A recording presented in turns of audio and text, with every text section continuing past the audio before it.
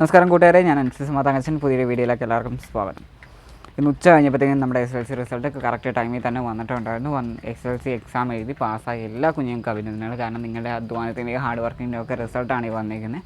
അപ്പോൾ വിജയം നേടിയ എല്ലാ കൂട്ടുകാർക്കും വലിയൊരു അഭിനന്ദനം നേരുന്നു ആദ്യം തന്നെ.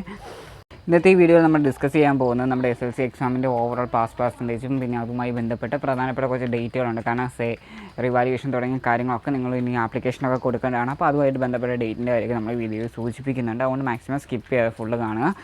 SSLCയുടെ ഇത്തവണത്തെ പാസ് പെർസെൻറ്റേജ് 99.69 ആണ്. അതുപോലെ തന്നെ കഴിഞ്ഞ വർഷത്തെ അപേക്ഷിച്ച് 0.01% അത് കുറവായിരുന്നു.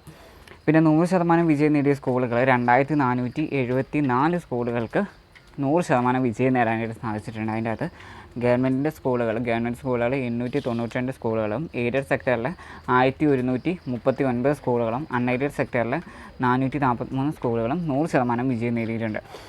SSLC ഇത്തവണ ഫുൾ A+ നേടിയ കൂട്ടുകാർ 71,831 പേർക്ക് ഫുൾ A+ നേടാൻ സാധിച്ചു.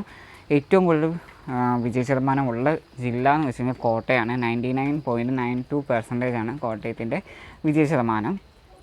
കുറവ് കാണിച്ചിരിക്കുന്നത് നമ്മുടെ തിരുവനന്തപുരമാണ്. 99.08% ആയിരുന്നു. ഏറ്റവും കൂടുതൽ A+ നേടിയിരിക്കുന്നത് മലപ്പുറമാണ്. 4,934 കുട്ടികൾക്ക് അവിടെ ഫുൾ A+ നേടാൻ സാധിച്ചിട്ടുണ്ട്.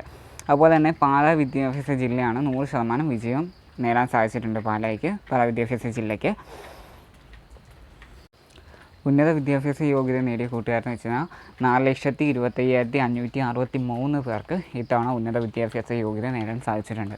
SSLCക്ക് റിവാലുവേഷൻ, സൂക്ഷ്മ പരിശോധന ഇവയ്ക്കെല്ലാത്തിനും നമുക്ക് ആപ്ലിക്കേഷൻ കൊടുക്കാൻ പറ്റുന്നത് 9/5/2024 മുതൽ 15/5/2024 വരെയാണ്. ആ ഡേറ്റിൽ അവസാനിക്കും. 15-ാം തീയതി ഇത് അവസാനിക്കും. ആപ്ലിക്കേഷൻ ഡേറ്റ് അവസാനിക്കുന്നതായിരിക്കും. അതുപോലെ തന്നെ ഉപരിപഠനത്തിന് അർഹത നേടിയ റെഗുലർ വിഭാഗത്തിലെ വിദ്യാർത്ഥികൾക്ക് പരീക്ഷ ആരംഭിക്കുന്നത് മെയ് 28-ാം തീയതി മുതൽ ജൂൺ 6 വരെ ആയിരിക്കും. ജൂൺ 2-ാം വാരം നമുക്ക് പരീക്ഷയുടെ ഫലം പ്രതീക്ഷിക്കാനാണ് പറഞ്ഞിരിക്കുന്നത്. അതുപോലെ തന്നെ ഒരു കുട്ടിക്ക് പരമാവധി 3 വിഷയം വരെ എക്സാം എഴുതാൻ അല്ലെങ്കിൽ ഇമ്പ്രൂവ്മെൻറ്റ് എഴുതാൻ സാധിക്കും.